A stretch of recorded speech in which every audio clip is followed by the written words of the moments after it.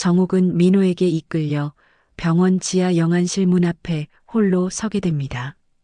민호야, 여긴 왜? 여기 무슨 일 있니? 정욱이 떨리는 목소리로 묻습니다. 민호는 대답 대신 휠체어를 버리고 차갑게 등을 돌려 사라져 버립니다. 민호야, 민호야. 영안실 앞에 혼자 남겨진 정욱이 절규하며 아들을 부릅니다. 차가운 지하 복도에서 정욱은 자신이 친아들에게 버림받았다는 끔찍한 현실을 깨닫습니다. 안녕하세요. 오늘 사연 시작하기 전에 무료 버튼인 구독과 좋아요 꼭 눌러주세요. 서울 외곽의 오래된 빌라 단지, 그중 한 모퉁이에 자리 잡은 낡은 건물의 2층에서 정욱이 살고 있었습니다. 올해 78, 세월의 무게가 고스란히 새겨진 그녀의 얼굴에는 깊은 주름이 파여 있었지만 아직도 또렷한 눈빛만큼은 살아 있었죠. 아침 6시면 어김없이 일어나 라디오를 켜고 된장국 끓는 냄새가 온 집안을 가득 채우는 것이 정욱의 하루 시작이었습니다. 남편 영수는 벌써 10년 전에 세상을 떠났습니다. 갑작스러운 심장마비였죠. 그때부터 정욱은 혼자가 되었지만 그렇다고 해서 손 놓고 있을 수는 없었습니다. 두 아들이 있었거든요. 큰아들 성우는 사업에 손을 댔다가 크게 망한 뒤로 연락이 끊겼습니다.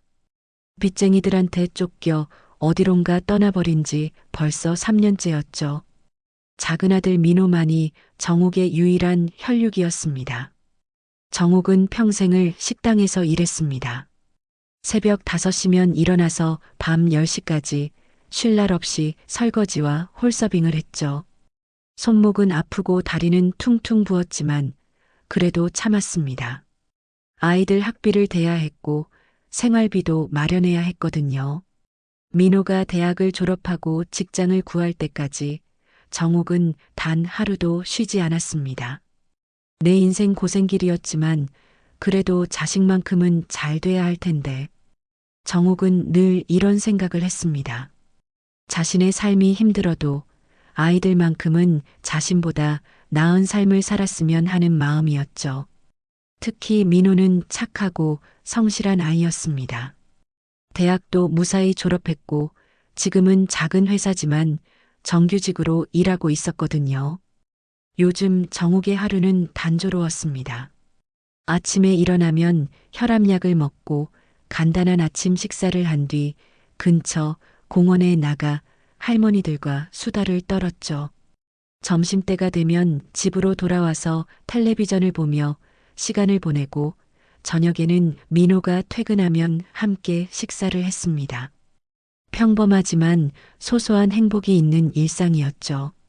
민호는 한 달에 몇 번씩 정욱을 찾아왔습니다. 어머니와 함께 식사를 하고 안부를 묻고 필요한 것이 있는지 확인했죠. 정욱에게는 이런 시간들이 무엇보다 소중했습니다. 아들과 함께하는 시간만큼은 외로움을 잊을 수 있었거든요. 하지만 최근 들어 정욱은 몸이 예전 같지 않다는 것을 느끼고 있었습니다. 계단을 오르내릴 때면 숨이 차고 가끔씩 어지러움을 느끼기도 했죠. 혈압약을 먹어도 컨디션이 좋지 않은 날이 많았습니다. 그래도 민호에게는 걱정을 끼치고 싶지 않아서 괜찮다고 말했죠. 어느 날 저녁 민호가 찾아왔을 때의 일입니다. 정욱은 평소와 다름없이 아들을 맞이했지만 민호의 표정이 어딘지 어두워 보였습니다. 회사 일이 힘든 모양이었죠. 정욱은 아들의 어깨를 다독이며 말했습니다. 힘들지? 그래도 건강만 하면 돼. 돈은 또 벌면 되는 거고. 민호는 고개를 끄덕였지만 뭔가 말하고 싶은 듯 망설이는 기색이 역력했습니다. 하지만 결국 아무 말 없이 저녁을 먹고 돌아갔죠. 정욱은 그런 아들의 뒷모습을 보며 마음이 무거웠습니다. 뭔가 고민이 있는 것 같은데 어머니에게는 말하지 않는 것이 안타까웠거든요. 그날 밤 정욱은 잠이 오지 않아 창밖을 바라보았습니다. 빌라 단지 사이로 보이는 가로등 불빛이 쓸쓸해 보였죠.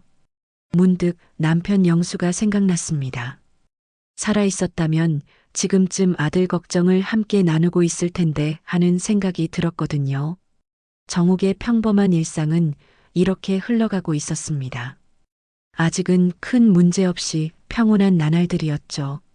하지만 운명의 수레바퀴는 이미 돌아가기 시작했고 곧 정욱의 삶에는 상상할 수 없는 시련이 찾아오게 됩니다. 정욱의 평범한 일상에 균열이 생긴 것은 어느 화요일 오후였습니다. 점심을 먹고 나서 설거지를 하던 중 갑자기 어지러움이 밀려왔죠. 처음에는 단순히 혈압 때문이라고 생각했지만 이번에는 달랐습니다. 시야가 흐려지더니 다리에 힘이 빠지면서 그대로 주저앉고 말았거든요. 어머, 이게 뭐람? 정욱은 부엌 바닥에 앉은 채로 한참을 헤맸습니다. 일어나려고 해도 몸에 힘이 들어가지 않았죠. 다행히 옆집 할머니가 들르기로 한 날이었습니다. 평소보다 늦게 오는 정욱을 이상하게 여긴 김할머니가 문을 두드렸고 대답이 없자 미리 받아둔 비밀번호로 들어왔죠. 정욱아, 이게 무슨 일이야? 김할머니는 깜짝 놀라며 정욱을 부축했습니다. 얼굴이 새하얗게 질려있는 정욱을 보고는 즉시 구급차를 불렀죠. 정욱은 의식은 있었지만 말하기조차 힘들어했습니다. 응급실에 도착했을 때 정욱은 이미 반쯤 기절한 상태였습니다. 의료진들이 바쁘게 움직이며 각종 검사를 시행했죠.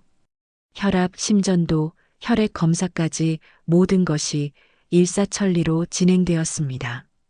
김할머니는 떨리는 손으로 민호에게 연락을 했죠. 민호야, 내 어머니가 쓰러져서 병원에 계신다. 빨리 와. 1시간쯤 지나서야 민호가 병원에 도착했습니다. 얼굴에는 걱정이 가득했지만 어딘지 모르게 침착해 보였죠. 의사는 다행히 큰 이상은 없다고 했습니다. 일시적인 저혈압과 탈수 증상이었거든요. 며칠 입원해서 안정을 취하면 될 것 같다는 진단이었죠. 정말 다행이네요, 어머니. 민호는 정욱의 손을 잡으며 말했습니다. 하지만 정욱은 뭔가 이상함을 느꼈죠. 아들의 걱정스러운 표정 뒤에 숨겨진 다른 감정이 있는 것 같았거든요. 병실에서 하룻밤을 보낸 후 정욱의 컨디션은 많이 나아졌습니다. 링거를 맞고 충분한 휴식을 취하니 어지러움도 사라졌죠. 민호는 아침 일찍부터 병실에 와서 어머니를 돌봤습니다. 죽을 사다가 간병식을 챙겨주고 불편한 것은 없는지 계속 물어봤죠. 하지만 점심시간이 지나면서 민호의 태도가 미묘하게 바뀌기 시작했습니다. 처음에는 어머니의 건강을 걱정하는 것 같았는데 점점 다른 이야기를 꺼내기 시작했거든요. 어머니, 이번 일로 느낀 게 많아요. 민호는 신중한 표정으로 말을 꺼냈습니다. 앞으로 언제 또 이런 일이 생길지 모르잖아요. 혹시라도 응급 상황이 생겼을 때를 대비해서 정욱은 아들의 말에 고개를 끄덕였습니다. 당연한 이야기라고 생각했거든요. 나이가 들면서 건강에 더 신경 써야 한다는 것을 이번에 뼈저리게 느꼈죠. 그래서 말인데요. 민호는 잠시 망설이더니 계속했습니다. 통장이나 보험, 이런 것들 정리를 좀 해두시는 게 어떨까요? 만약에 어머니가 의식을 잃으시거나 그런 상황이 되면 제가 대신 처리할 수 있도록. 정욱은 순간 섬뜩함을 느꼈습니다. 아들의 말이 틀린 것은 아니었지만 왠지 모르게 불안한 기분이 들었거든요. 특히 민호가 보험금 이야기를 할 때의 표정이 평소와 달라 보였죠. 민호야, 엄마가 아직 죽지도 않았는데 벌써 그런 이야기를 하니? 정욱은 억지로 웃으며 말했습니다. 하지만 마음 한구석에서는 경고음이 울리고 있었죠. 아니에요, 어머니. 그런 뜻이 아니라. 민호는 당황한 듯 변명했습니다. 그냥 만약을 대비해서 하는 말이에요. 요즘은 다들 그렇게 준비해 두거든요. 민호는 계속해서 통장 비밀번호를 알려달라고 했습니다. 물론 정당한 이유를 대면서 말이죠. 병원비 결제나 응급상황 대비라는 명분이었습니다. 정욱은 고민이 되었죠. 한편으로는 아들이 맞는 말을 하고 있다고 생각했지만 다른 한편으로는 뭔가 석연치 않은 기분이 들었거든요. 민호야, 통장 비밀번호 좀 알려주시면 안 돼요? 민호의 목소리에는 간절함이 섞여 있었습니다. 정말 응급할 때를 위해서예요. 정욱은 한참을 망설였습니다. 평생 모아온 적금과 예금, 그리고 남편의 보험금까지 합치면 상당한 금액이었죠. 민호가 자신의 친아들이긴 하지만 돈 문제는 신중해야 한다고 생각했거든요. 결국 정욱은 얼버무리며 대답을 피했습니다. 그런 건 천천히 생각해보자. 아직 급한 것도 아니고. 민호의 표정이 순간 굳어지는 것을 정욱은 놓치지 않았습니다. 아들의 눈빛에서 실망과 함께 다른 감정이 스쳐 지나가는 것을 봤거든요.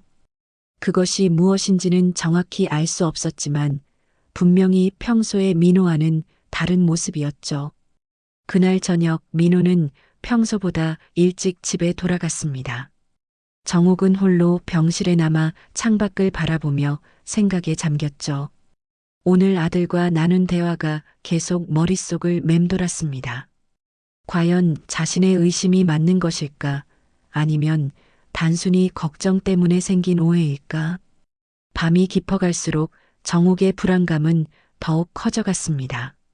아직은 확신할 수 없었지만 뭔가 잘못된 방향으로 흘러가고 있다는 직감이 들었거든요.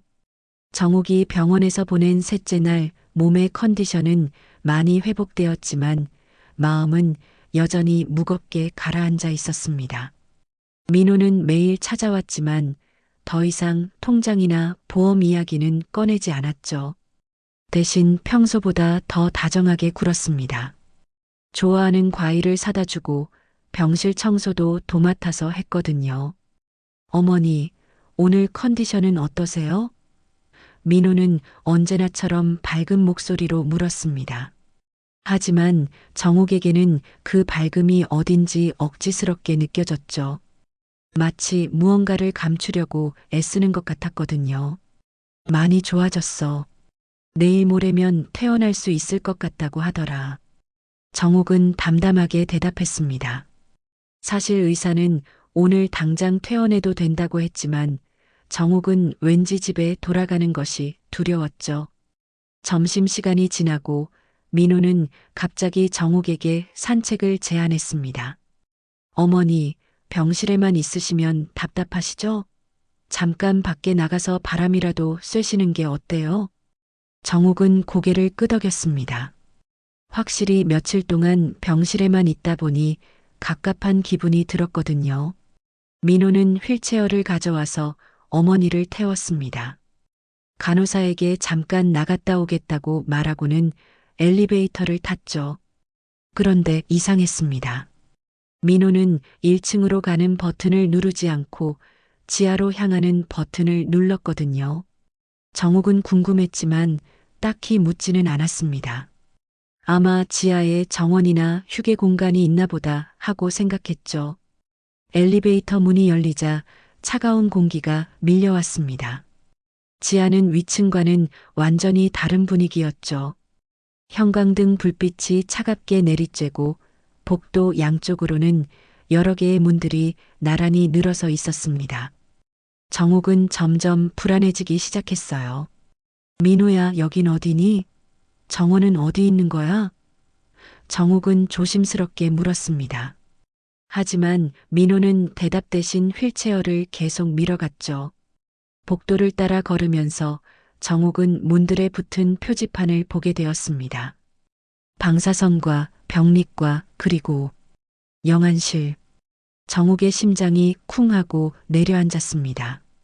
영안실이라는 글자를 본 순간 등골이 서늘해졌거든요. 왜 민호가 자신을 이런 곳으로 데려온 것일까요? 산책이라고 해놓고 왜 하필 죽은 사람들이 있는 곳 근처로 온 건지 이해할 수 없었습니다. 민호야, 여긴 왜? 여기 무슨 일 있니? 정욱의 목소리에는 떨림이 섞여 있었습니다. 하지만 민호는 여전히 대답하지 않았죠. 오히려 걸음을 더 빨리 했습니다. 드디어 민호가 걸음을 멈춘 곳은 영안실 바로 앞이었습니다. 차가운 철문 앞에서 휠체어가 멈췄을 때 정욱은 온몸이 얼어붙는 것을 느꼈어요. 이곳은 살아있는 사람이 올 곳이 아니었거든요. 민호야, 대체 왜 여기로? 정욱이 말을 끝내기도 전에 민호는 갑자기 휠체어에서 정욱을 일으켜 세웠습니다. 그리고는 서둘러서 휠체어를 밀고 돌아서려고 했죠. 잠깐, 민호야. 어디 가는 거야? 정욱은 다급하게 소리쳤습니다. 하지만 민호는 뒤돌아보지도 않았어요. 그대로 복도 끝으로 사라져버렸죠. 정욱은 영안실 문 앞에 혼자 서 있게 되었습니다. 차가운 바닥에서 올라오는 냉기가 발끝부터 전해졌어요. 주변은 고요했고 간혹 들리는 것은 에어컨 돌아가는 소리뿐이었죠. 민호야, 민호야. 정욱은 아들의 이름을 불러댔습니다. 하지만 대답은 돌아오지 않았어요. 복도는 텅 비어 있었고 형광등만이 차갑게 빛나고 있을 뿐이었죠. 정욱은 두려움에 떨기 시작했습니다. 왜 아들이 자신을 이런 곳에 데려다 놓고 떠난 것일까요? 이해할 수 없었어요. 설마 자신을 버리려고 한 건 아니겠지요? 그럴 리가 없었습니다. 민호는 자신의 친아들인데 시간이 지날수록 정욱의 불안감은 더욱 커졌습니다. 이곳에서 나가려고 해도 어디로 가야 할지 모르겠었어요. 병원 지하는 미로같이 복잡했고 길을 잃기 쉬웠거든요. 정욱은 영안실 문을 두드리기 시작했습니다. 혹시라도 안에 누군가 있을지도 모른다는 생각에서였죠. 여기 사람 있어요? 도와주세요. 하지만 문 안에서는 아무런 반응이 없었습니다. 얼마나 시간이 지났을까요? 정욱에게는 1시간같이 느껴졌지만 실제로는 10분 정도였을 거예요. 그때 복도 저편에서 발소리가 들려왔습니다. 정욱은 희망을 품고 그쪽을 바라봤죠. 하지만 나타난 사람은 민호가 아니라 병원 청소부 아저씨였습니다. 아저씨는 영안실 앞에 서 있는 정욱을 보고 깜짝 놀랐어요. 할머니, 여기서 뭘 하고 계세요? 이곳은 환자분들이 오시면 안 되는 곳인데. 정욱은 사정을 설명했습니다. 아들이 산책시켜준다고 해서 따라왔는데 갑자기 자신을 여기 놓고 사라져버렸다고 말이죠. 청소부 아저씨는 고개를 갸웃거리며 정욱을 병실로 데려다 줬습니다. 병실에 돌아온 정욱은 침대에 주저앉았습니다. 아직도 다리가 후들거렸어요. 도대체 무슨 일이었던 걸까요? 민호는 왜 자신을 그런 무서운 곳에 혼자 놔두고 간 걸까요? 1시간쯤 지나서 민호가 병실로 돌아왔습니다. 손에는 과일 바구니를 들고 있었고 얼굴에는 평소와 다름없는 미소를 띠고 있었죠. 어머니, 제가 잠깐 나갔다 왔는데 어디 계셨어요? 찾았잖아요. 정욱은 민호를 믿을 수 없다는 표정으로 바라봤습니다. 방금 전 일이 꿈이었을까요? 아니면 정말로 일어난 일이었을까요? 민호의 태어난 모습을 보니 오히려 자신이 착각한 건 아닌가 하는 생각도 들었어요. 하지만 정욱은 분명히 기억하고 있었습니다. 그 차가운 지하 복도와 영안실 문 앞에서 느꼈던 두려움을 말이죠. 그날 밤 정욱은 잠을 이루지 못했습니다. 영안실 앞에서의 일이 계속 머릿속을 맴돌았거든요. 민호의 태어난 모습이 오히려 더 무서웠습니다. 마치 아무 일도 없었다는 듯 행동하는 아들을 보니 자신이 정말 미쳐가는 건 아닌가 하는 생각마저 들었죠. 새벽이 되어서야 정욱은 겨우 잠이 들었습니다. 하지만 악몽에 시달렸어요. 꿈속에서도 차가운 지하 복도를 헤매고 있었고 민호는 계속 자신을 버리고 떠나갔거든요. 깜짝 놀라며 잠에서 깬 정욱의 이마에는 식은땀이 흘러내리고 있었습니다. 아침 일찍 담당 간호사 이수연이 병실로 들어왔습니다. 이수연은 20대 후반의 성실한 간호사로 정욱을 친할머니처럼 돌봐주던 사람이었죠. 정욱의 안색을 보더니 걱정스럽게 물었습니다. 할머니, 밤에 잘 주무셨어요? 얼굴이 많이 피곤해 보이시는데. 정욱은 한참을 망설이다가 어제 있었던 일을 털어놓기로 했습니다. 누군가에게는 말해야 할 것 같았거든요. 수연아, 어제 이상한 일이 있었어. 민호가 나를 지하 영안실 앞에 데려다 놓고 혼자 가버렸단다. 이수연은 깜짝 놀란 표정을 지었습니다. 네, 영안실 앞에요? 그럴 리가 없으실 텐데. 혹시 꿈을 꾸신 건 아니세요? 아니야, 분명히 현실이었어. 내가 어떻게 그런 걸 꿈으로 착각하겠니? 정욱의 목소리에는 확신이 담겨 있었습니다. 하지만 이수연은 여전히 믿기 어렵다는 표정이었죠. 바로 그때 민호가 병실에 들어왔습니다. 평소보다 일찍 온 것 같았어요. 손에는 죽 한 그릇을 들고 있었고 얼굴에는 여전히 다정한 미소가 띄어져 있었죠. 어머니, 아침 드세요. 집에서 끓여온 전복죽이에요. 민호는 자연스럽게 말했습니다. 하지만 정욱은 그 미소가 가짜처럼 느껴졌어요. 이수연이 조심스럽게 민호에게 물었습니다. 어머님이 어제 영안실 근처에서 혼자 계셨다고 하시는데 혹시 알고 계시는 일이 있나요? 민호의 표정이 순간 굳어졌습니다. 하지만 곧바로 당황한 듯한 표정으로 바뀌었죠. 네, 영안실이요? 어머니, 무슨 말씀이세요? 어제 저는 회사 일 때문에 일찍 들어갔는데. 거짓말하지 마. 정욱이 갑자기 소리쳤습니다. 너 분명히 나를 휠체어에 태워서 지하로 데려갔잖아. 영안실 문 앞에 나 혼자 버려두고 갔잖아. 민호는 놀란 표정으로 이수연을 바라봤습니다. 간호사님, 어머니가 요즘 좀 이상하세요. 꿈과 현실을 구분하지 못하시는 것 같아요. 혹시 치매 초기 증상은 아닐까요? 이수연은 난처한 표정이 되었습니다. 한쪽에서는 정욱이 확신에 찬 목소리로 주장하고 다른 한쪽에서는 민호가 전혀 모르는 일이라고 하니 판단하기 어려웠거든요. 할머니, 혹시 꿈을 꾸신 건 아닐까요? 요즘 컨디션이 좋지 않으셔서.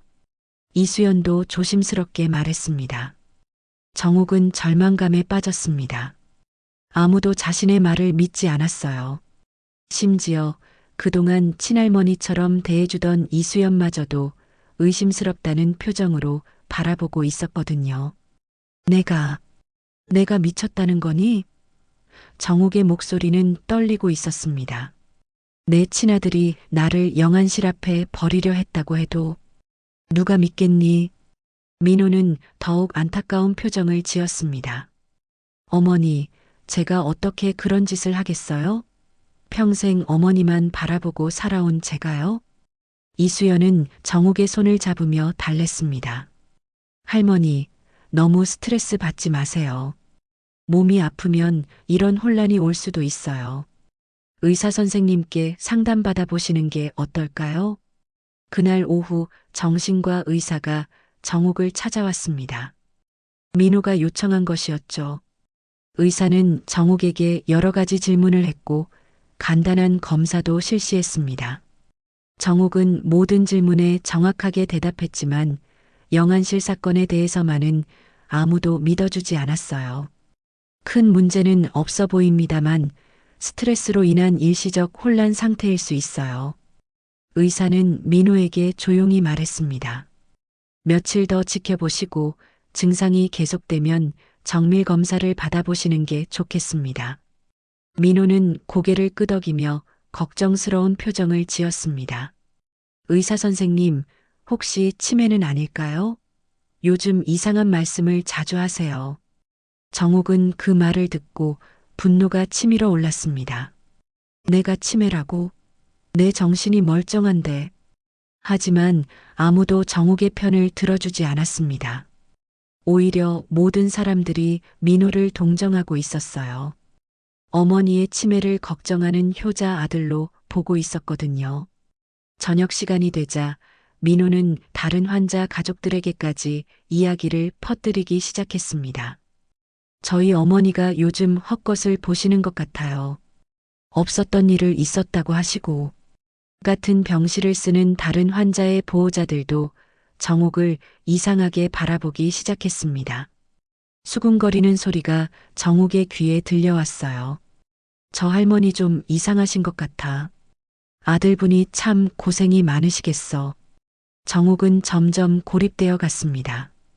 병실에서도 눈치를 봐야 했고 간병인들마저 조심스럽게 대하기 시작했어요.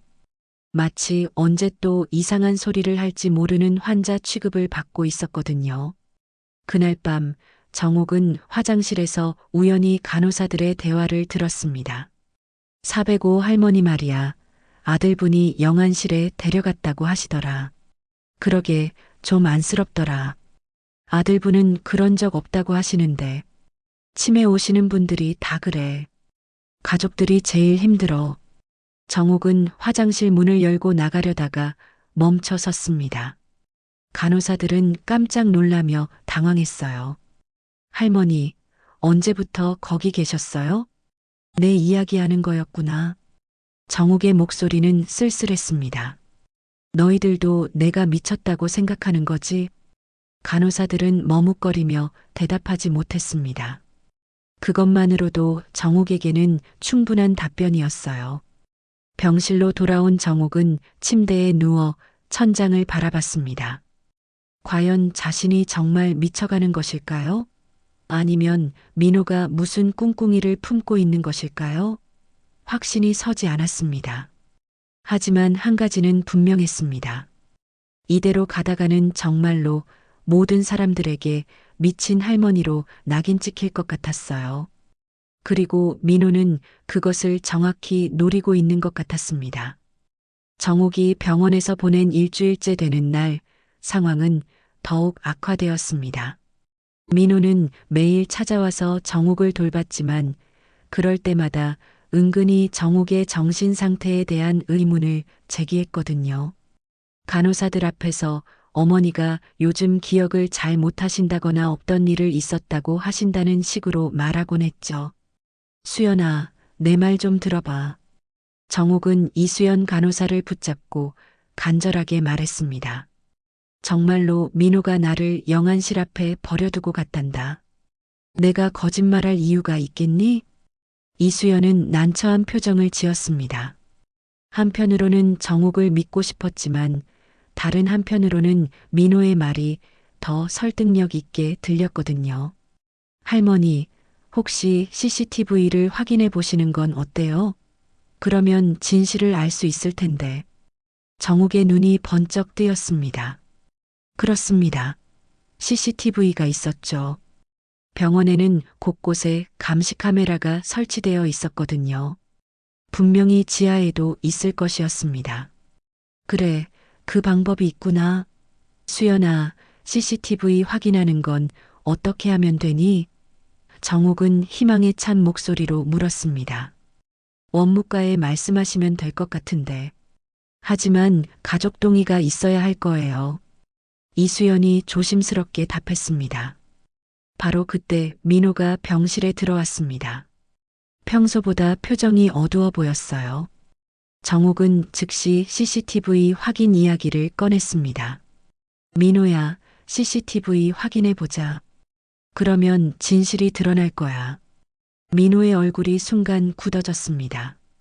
하지만 곧 억지로 미소를 지으며 말했죠. 어머니, 그런 것까지 할 필요가 있을까요? 그냥 잊어버리시는 게. 왜 CCTV 확인을 싫어하는 거야? 정옥이 날카롭게 물었습니다. 혹시 뭔가 숨기는 게 있는 거 아니야? 민호는 당황한 기색을 보이더니 갑자기 화를 내기 시작했습니다. 어머니, 도대체 언제까지 이런 헛소리를 하실 거예요? 제가 어머니를 버렸다고요? 말이 되는 소리를 하세요. 이수연도 깜짝 놀랐습니다. 평소 온화했던 민호가 갑자기 목소리를 높이는 걸 처음 봤거든요. 민호야, 왜 갑자기 화를 내는 거야? 뭔가 찔리는 게 있나? 정옥도 지지 않고 맞섰습니다. 민호는 한참 동안 정옥을 노려보더니 차가운 목소리로 말했습니다. 그래요. CCTV 확인해 봅시다. 하지만 거기에 아무것도 나오지 않으면 어머니가 정말로 치매라는 걸 인정하셔야 해요. 그날 오후 민호는 원무과에 가서 CCTV 확인을 요청했습니다. 하지만 돌아온 답변은 충격적이었어요. 해당 날짜의 지하 CCTV 영상이 기술적 오류로 인해 손상되었다는 것이었죠. 정말 이상하네요. 원무과 직원이 말했습니다. 평소에는 문제없이 작동되는데 하필 그날만 파일이 깨졌네요. 민호는 안타까운 표정을 지었습니다. 그럼 확인할 방법이 없는 건가요? 네, 죄송합니다. 다른 층 CCTV는 정상인데 지하층만 그렇네요.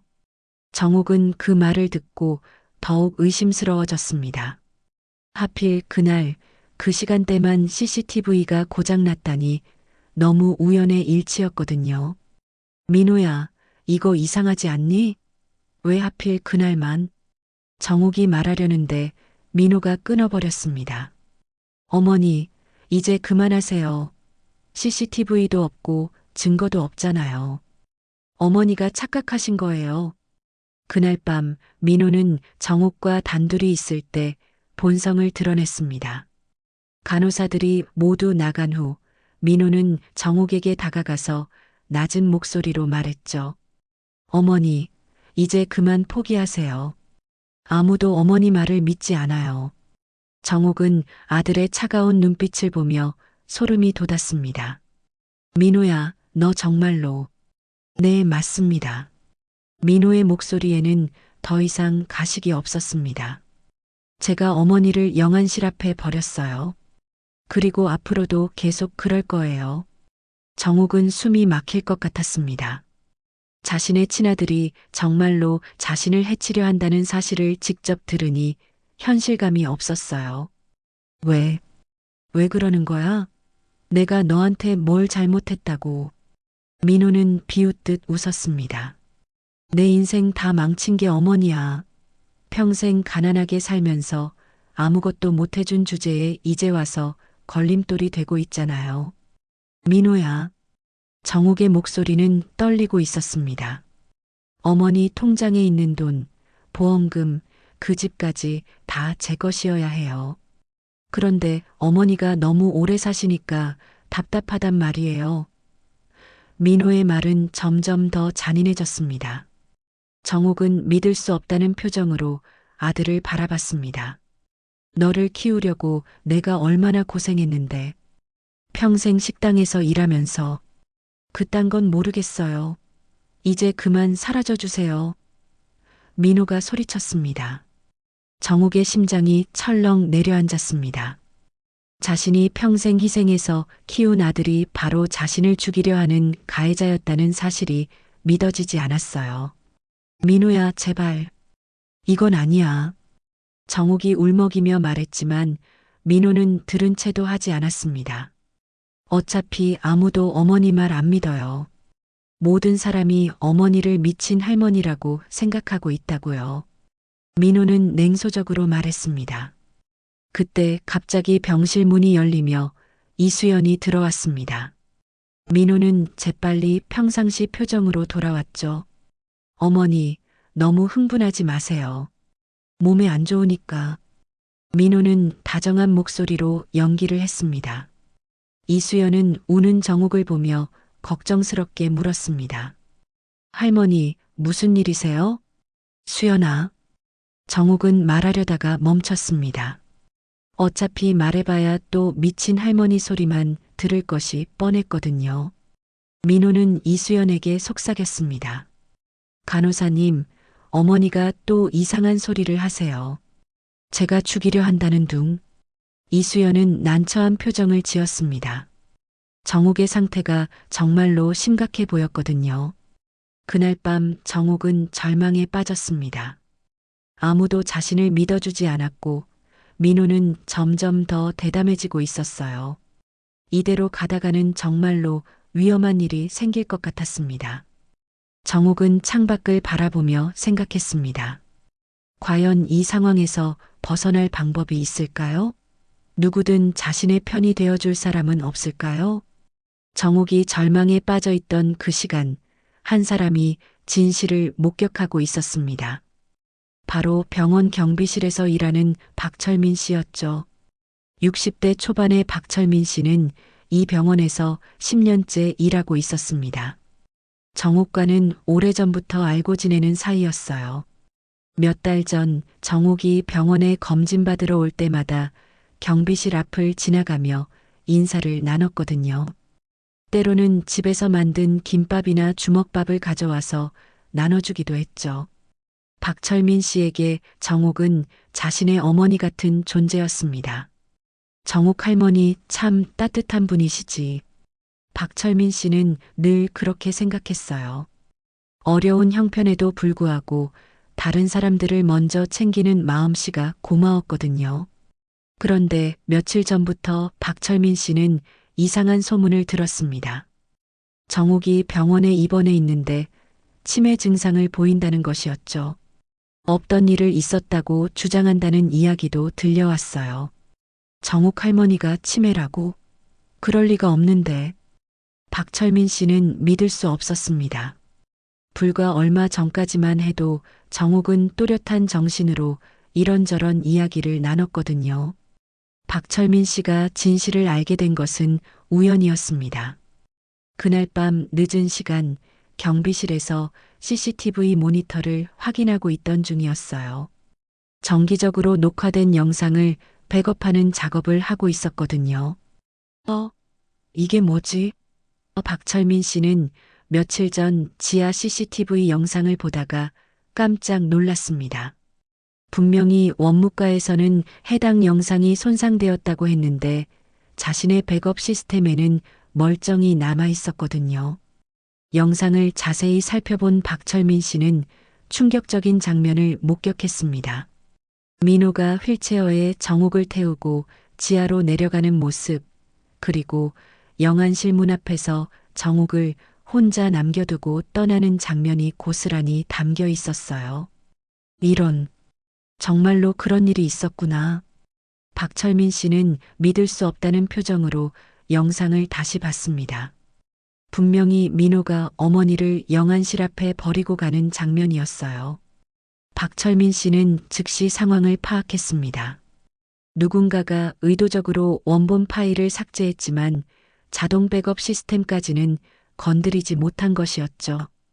이 영상이 정옥의 무죄를 증명할 결정적 증거였습니다. 이걸 어떻게 해야 하지? 박철민 씨는 고민에 빠졌습니다. 섣불리 나섰다가 괜히 문제가 될 수도 있었거든요. 하지만 정옥을 그냥 둘 수는 없었어요. 다음 날 아침 박철민 씨는 조심스럽게 정옥의 병실로 향했습니다. 민호가 없는 시간을 골라서 갔죠. 정옥은 침대에 누워 멍하니 천장을 바라보고 있었습니다. 정옥 할머니, 박철민 씨가 조심스럽게 불렀습니다. 정옥은 고개를 돌려 박철민 씨를 바라봤어요. 얼굴에는 깊은 절망이 서려 있었습니다. 철민 씨, 왜 여기까지? 할머니, 제가 봤습니다. 박철민 씨는 낮은 목소리로 말했습니다. CCTV에서 모든 걸 봤어요. 정옥의 눈이 커졌습니다. 뭐라고요? CCTV가 고장났다고 했는데 원본은 누가 지웠지만 제 백업 시스템에는 남아 있었어요. 박철민 씨는 USB 하나를 꺼내 보였습니다. 민호 씨가 할머니를 영안실 앞에 버리고 가는 장면이 다 들어 있어요. 정옥은 눈물이 핑 돌았습니다. 드디어 자신을 믿어주는 사람이 나타났거든요. 정말인가요? 네, 할머니. 이건 세상에 알려야 해요. 박철민 씨의 목소리에는 분노가 섞여 있었습니다. 이런 일이 있어서는 안 돼요. 정옥은 한참 동안 울었습니다. 그동안 쌓였던 억울함과 절망이 한꺼번에 쏟아져 나왔어요. 누군가 자신의 편이 되어준다는 사실만으로도 큰 위로가 되었거든요. 철민 씨, 고마워요. 정말 고마워요. 정옥은 박철민 씨의 손을 꽉 잡았습니다. 할머니가 평소에 저한테 얼마나 잘해주셨는데요. 이런 일쯤은 당연히 해드려야죠. 박철민 씨는 따뜻하게 웃었습니다. 그때 박철민 씨는 중요한 사실을 하나 더 알려줬습니다. 할머니, 그리고 민호 씨가 원무과 직원하고 뭔가 거래를 한 것 같아요. CCTV 삭제하는 대가로 돈을 줬을 거예요. 그런 일까지. 정옥은 아들의 치밀함에 소름이 돋았습니다. 단순한 우발적 행동이 아니라 계획적인 범죄였거든요. 박철민 씨는 정옥에게 계획을 설명했습니다. 일단 이 영상을 여러 군데 복사해서 안전한 곳에 보관할 거예요. 그리고 적당한 때에 공개하겠습니다. 언제쯤 공개할 건가요? 정욱이 물었습니다. 민호 씨가 다시 무슨 짓을 하려고 할 때가 좋을 것 같아요. 그때 결정적 순간에 증거를 내미는 거죠. 박철민 씨는 신중하게 말했습니다. 정욱은 비로소 희망을 갖기 시작했습니다. 그동안 세상에 혼자 남겨진 기분이었는데 이제 든든한 편이 생긴 것 같았어요. 그런데 할머니, 박철민 씨가 조심스럽게 물었습니다. 민호 씨가 왜 이런 짓을 하는지 짐작이 가세요? 정옥은 씁쓸하게 웃었습니다. 돈 때문이겠죠. 내 통장하고 보험금 그리고 집까지 다 욕심내고 있어요. 참 안타깝네요. 어떻게 자식이 부모한테 그런 짓을 할 수 있을까요? 박철민 씨는 고개를 저었습니다. 정옥은 깨달았습니다. 피보다 진실한 정은 피부치가 아닌 타인에게서도 얻을 수 있다는 것을 말이죠. 자신의 친아들은 돈 때문에 자신을 버렸지만 남처럼 지내던 박철민 씨는 아무런 이익도 없이 자신을 도와주고 있었거든요. 철민 씨 같은 분이 진짜 가족이네요. 정옥은 진심으로 말했습니다. 박철민 씨는 부끄러워하며 손사래를 쳤습니다. 무슨 말씀을? 당연한 일하는 건데요. 그날부터 정옥의 마음에는 새로운 힘이 생겼습니다. 더 이상 혼자가 아니었고 진실을 증명할 수 있는 방법도 생겼거든요. 이제 민호가 다음에 무슨 짓을 하든 두렵지 않았어요. 민호는 여전히 매일 찾아와서 가식적인 연기를 계속했지만 정옥은 이제 그런 아들을 다른 눈으로 바라봤습니다. 곧 모든 것이 드러날 것이라는 확신이 있었거든요. 박철민 씨와의 만남 이후 사흘이 지났습니다. 정옥은 겉으로는 평정을 유지했지만 속으로는 긴장하고 있었어요. 언제 진실이 드러날지, 민호가 또 무슨 짓을 저지를지 알 수 없었거든요. 민호는 여전히 매일 병실을 찾았습니다. 하지만 정옥의 태도가 달라진 것을 눈치챘는지 의심스러운 눈빛으로 어머니를 관찰했어요. 어머니, 오늘 좀 기분이 좋아 보이시네요. 민호가 탐색적으로 말했습니다. 혹시 무슨 좋은 일이라도 있으셨나요? 정옥은 담담하게 대답했습니다. 별일 없어. 그냥 몸이 좀 나아진 것 같아서. 민호는 뭔가 석연치 않다는 표정이었지만 더 이상 묻지는 않았어요. 대신 다른 이야기를 꺼냈습니다. 어머니, 퇴원 날짜가 내일 모레로 잡혔다고 하더라고요. 집으로 돌아가시면 혼자 계시기 힘드실 텐데. 민호는 말을 흐렸습니다. 정옥은 아들이 무슨 속셈인지 짐작했습니다. 집에서 혼자 있을 때를 노리고 있는 것 같았어요. 괜찮다. 혼자서도 잘 지낼 수 있어. 정옥은 단호하게 말했습니다. 그날 저녁 민호는 간호사들에게 또다시 정옥의 정신 상태에 대해 걱정을 표했습니다. 요즘 어머니가 이상한 소리를 자꾸 하세요. 혹시 집에 혼자 계시다가 사고라도 나면 어쩌죠? 이수연 간호사는 고개를 끄덕였습니다. 그런 걱정이 되시겠어요.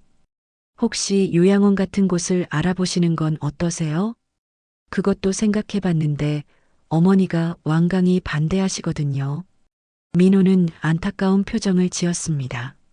하지만 박철민 씨는 경비실에서 모든 대화를 들었습니다. 민호가 정옥을 요양원에 보내려는 것도 결국은 재산을 차지하기 위한 수작이라는 것을 알았거든요. 다음 날 오후 드디어 결정적인 순간이 찾아왔습니다. 민호는 정옥에게 퇴원 서류에 사인을 해달라고 했어요. 그런데 그 서류 사이에는 요양원 입소 동의서가 끼어 있었습니다. 민호야, 이건 뭐야? 정옥이 서류를 자세히 보더니 물었습니다. 아, 그건 만약을 위해서 준비해 본 거예요.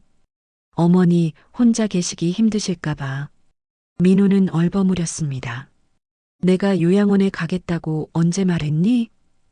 정옥은 단호하게 거부했습니다. 민호의 얼굴이 일그러졌습니다.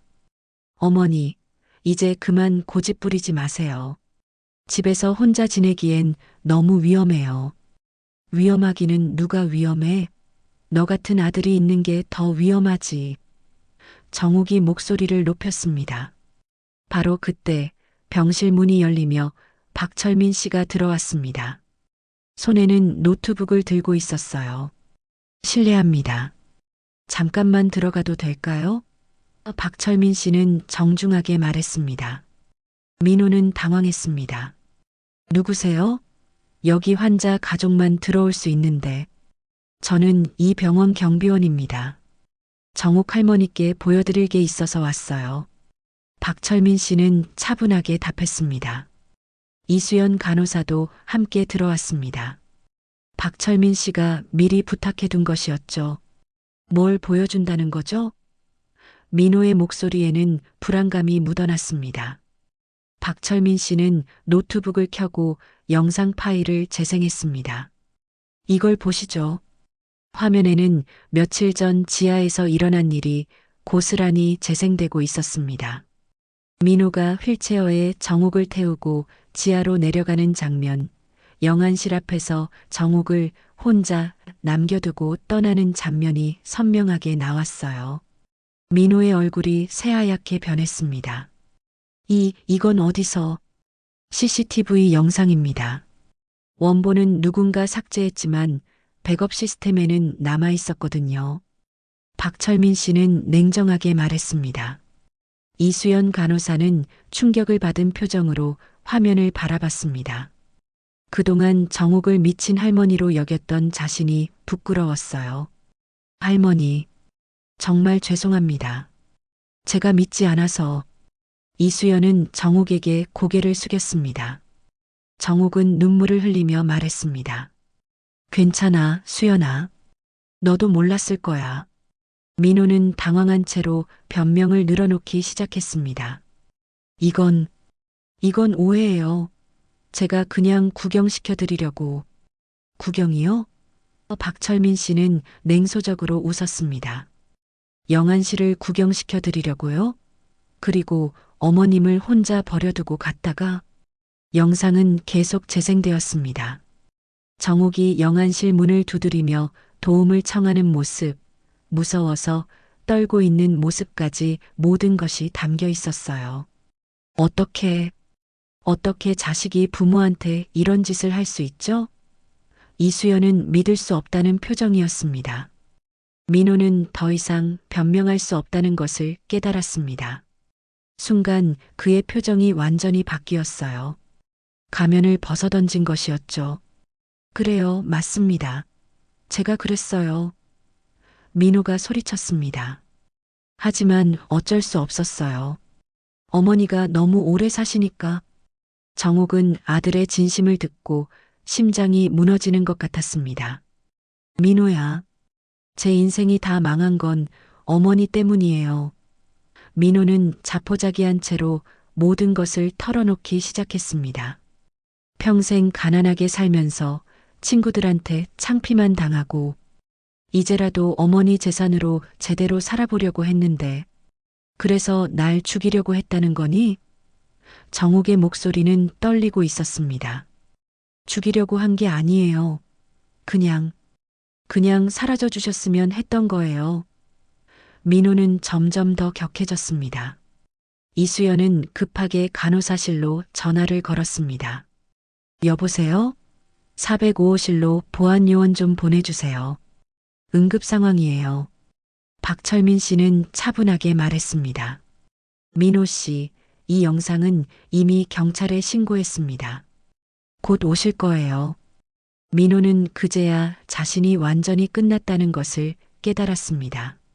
무릎이 꺾이며 바닥에 주저앉았어요. 어머니, 어머니. 민호는 중얼거렸지만 이제 와서 후회해도 늦었습니다. 정옥은 눈물을 흘리며 아들을 바라봤습니다. 내 자식이라 끝까지 믿고 싶었다. 하지만 내가 버린 건 나만이 아니라 내 인생이야. 곧 경찰과 병원 보안 요원들이 병실에 도착했습니다. 민호는 저항하지 않고 순순히 체포되었어요. 병실을 나가면서도 고개를 들지 못했습니다. 정옥은 모든 것이 끝난 후에야 비로소 안도의 한숨을 내쉬었습니다. 길고 긴 악몽이 드디어 끝난 것이었죠. 민호가 체포된 지 일주일이 지났습니다. 병원에는 평온이 찾아왔지만 정옥의 마음은 여전히 무거웠어요. 자신의 친아들이 범죄자가 되었다는 사실을 받아들이기가 쉽지 않았거든요. 할머니, 오늘 퇴원하시는 날이네요. 이수연이 밝은 목소리로 말했습니다. 그동안 정옥에게 미안한 마음이 컸던 이수연은 더욱 세심하게 돌봐주고 있었어요. 정옥은 고개를 끄덕이며 짐을 정리했습니다. 별로 가져온 것도 없었지만 이 병원에서 겪었던 일들을 생각하니 감회가 새로웠죠. 수연아, 그동안 고마웠어. 너 같은 간호사가 있어서 다행이야. 정옥은 진심으로 말했습니다. 제가 더 죄송했어요, 할머니. 처음부터 믿어드렸어야 했는데. 이수연은 여전히 미안해했습니다. 바로 그때 박철민 씨가 병실로 들어왔습니다. 퇴원하는 정옥을 배웅하러 온 것이었죠. 정옥 할머니, 준비 다 되셨어요? 박철민 씨는 따뜻하게 웃으며 물었습니다. 네, 철민 씨. 정말 고마웠어요. 당신이 아니었다면. 정옥은 말을 잇지 못했습니다. 박철민 씨가 없었다면 지금도 미친 할머니로 취급받고 있었을 테니까요. 당연한 일했을 뿐이에요. 그런데 할머니, 집에 혼자 가시면 괜찮으실까요? 박철민 씨는 걱정스럽게 물었습니다. 사실 정옥도 그 부분이 걱정되었습니다. 그동안 민호가 가끔씩 도움을 주곤 했는데 이제는 완전히 혼자가 된 것이었거든요. 괜찮아요. 혼자서도 충분히 지낼 수 있어요. 정옥은 억지로 밝게 말했지만 속으로는 막막한 기분이었습니다. 박철민 씨는 정옥의 마음을 알아챘는지 제안을 했습니다. 할머니, 제가 퇴근하고 가끔 안부 확인하러 들르면 안 될까요? 혹시 불편하시면. 고마워요, 철민 씨. 그럼 부탁드릴게요. 정옥은 진심으로 감사했습니다. 병원을 나서면서 정옥은 지난 열흘간의 일들을 떠올렸습니다. 가장 믿었던 사람에게 배신당하고 가장 예상하지 못한 사람에게서 도움을 받았죠. 인생이란 정말 알 수 없는 것 같았어요. 집에 도착한 정옥은 오랜만에 자신의 공간에서 혼자만의 시간을 가졌습니다. 모든 것이 그대로 있었지만 왠지 모르게 낯설게 느껴졌어요. 민호와 함께했던 추억들이 곳곳에 남아 있었거든요. 이제 정말 혼자구나. 정옥은 중얼거렸습니다. 하지만 이상하게도 외롭지는 않았어요. 오히려 마음이 평온했습니다. 며칠 후 예상치 못한 손님들이 정옥을 찾아왔습니다. 병원에서 만났던 다른 환자 가족들이었어요. 정옥의 사연이 알려지면서 많은 사람들이 관심을 가지게 된 것이었죠. 할머니, 안녕하세요. 저희 405호실 옆 병실에 있던 한 중년 여성이 인사를 했습니다. 아, 기억나요. 들어오세요. 정옥은 반갑게 맞았습니다. 사람들은 정옥에게 위로의 말을 전하고 필요한 것이 있으면 언제든 도와주겠다고 했어요. 정옥은 이런 따뜻한 마음들이 고마웠습니다. 할머니 이야기를 듣고 정말 마음이 아팠어요. 어떻게 자식이 그럴 수가 있죠? 한 할머니가 말했습니다. 그래도 이제 진실이 밝혀져서 다행이에요. 다른 분이 맞장구 쳤습니다. 정옥은 사람들과 이야기를 나누면서 깨달았습니다. 혈연 관계가 전부가 아니라는 것을 말이죠. 진정한 가족은 피보다는 마음으로 이어지는 것 같았어요. 며칠 뒤 박철민 씨가 좋은 소식을 가지고 왔습니다. 할머니, 민호 씨 재판 결과 나왔어요. 박철민 씨는 신중하게 말했습니다. 정옥은 긴장한 표정으로 물었습니다. 어떻게 됐나요? 가정폭력과 유기죄로 집행유예 2년을 받았어요. 그리고 치료 명령도 내려졌고요. 박철민 씨가 설명했습니다. 정옥은 복잡한 심정이었습니다. 한편으로는 당연한 처벌이라고 생각했지만 다른 한편으로는 여전히 자신의 아들이 안타까웠어요. 할머니, 민호 씨가 할머니께 편지를 보냈다고 하네요. 박철민 씨가 편지 봉투를 내밀었습니다. 정옥은 한참을 망설이다가 편지를 받았습니다. 떨리는 손으로 봉투를 뜯어보니 민호의 글씨가 나타났어요. 어머니, 죄송합니다. 제가 정말 잘못했습니다. 돈에 눈이 멀어서 어머니께 그런 끔찍한 짓을 했습니다. 변명의 여지가 없습니다. 어머니의 용서를 바라지도 않습니다. 다만 이제라도 제 잘못을 깨달았다는 것을 알려드리고 싶습니다. 앞으로 치료를 받으며 새 사람이 되도록 노력하겠습니다. 정옥은 편지를 읽으며 눈물을 흘렸습니다. 분노보다는 안타까움이 더 컸어요. 아직도 민호가 자신의 아들이라는 사실은 변하지 않았거든요. 할머니, 괜찮으세요? 박철민 씨가 걱정스럽게 물었습니다. 네, 괜찮아요. 그래도 반성은 하는 것 같아서. 정옥은 편지를 접으며 말했습니다. 그날 저녁 정옥은 오랜만에 요리를 했습니다.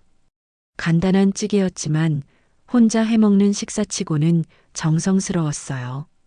박철민 씨가 가져다 준 반찬들도 함께 차려놓으니 제법 풍성한 저녁상이 되었습니다. 참 오랜만이네. 정옥은 혼자 중얼거리며 식사를 했습니다. 식사를 마친 후 정옥은 창밖을 바라보았습니다. 예전에는 쓸쓸하게만 보이던 빌라 단지가 이제는 다르게 느껴졌어요. 곳곳에 사람들이 살고 있고 그 사람들과 나눌 수 있는 따뜻한 정이 있다는 것을 알았거든요. 피부치가 버린 자리를 남들이 메워줄 줄이야. 정옥은 속으로 생각했습니다. 내가 아직 살 이유가 있구나. 며칠 후 정옥은 중요한 결정을 내렸습니다. 동네 복지관에서 자원봉사를 시작한 것이었어요. 혼자 있는 독거노인들을 위해 식사를 준비하고 이야기 상대가 되어주는 일이었죠. 할머니, 정말 괜찮으세요? 몸은 어떠세요? 복지관 직원이 걱정스럽게 물었습니다. 괜찮아요. 오히려 이렇게 하니까 더 건강해지는 것 같아요. 정옥은 환하게 웃었습니다. 자원봉사를 하면서 정옥은 자신과 비슷한 처지의 사람들을 많이 만났습니다. 자식들에게 버림받은 사람들, 혼자 외롭게 지내는 사람들. 하지만 모두들 서로를 위로하고 도우며 살아가고 있었어요. 우리가 진짜 가족이네. 한 할머니가 정옥에게 말했습니다. 정옥도 고개를 끄덕였습니다. 맞아요. 피로 맺어진 관계보다 마음으로 맺어진 관계가 더 소중한 것 같아요. 시간이 흘러 정옥은 완전히 새로운 삶을 시작했습니다. 더 이상 과거에 매이지 않았고 남은 인생을 자신답게 살아가기로 결심했죠. 박철민 씨는 여전히 가끔 안부를 확인하러 찾아왔고 복지관 사람들과도 좋은 관계를 유지했어요. 병원 간호사들도 종종 연락을 주며 안부를 물었습니다. 어느 날 저녁 정옥은 거울 앞에 서서 자신의 모습을 바라봤습니다. 얼굴에는 여전히 주름이 많았지만 눈빛만큼은 전보다 훨씬 밝아져 있었어요. 배신은 상처를 남기지만 진실은 결국 드러나는구나. 정옥은 잔잔하게 미소 지었습니다. 창밖으로는 따뜻한 봄바람이 불어왔습니다. 정옥은 새로운 계절과 함께 진정한 자유를 찾은 것 같았어요. 이제 누구에게도 기대지 않고 자신만의 힘으로 살아갈 준비가 되어 있었습니다. 정옥의 이야기는 많은 사람들에게 전해졌고 가족의 의미에 대해 다시 생각해보는 계기가 되었습니다. 진정한 가족은 혈연이 아니라 서로를 아끼고 보살피는 마음에서 시작된다는 것을 보여준 이야기였거든요. 오늘 사연 재미있으셨나요? 당신의 마음에 남는 이야기. 내일 아침에도 다시 찾아옵니다. 아침극장. 구독과 좋아요로 함께 해주세요.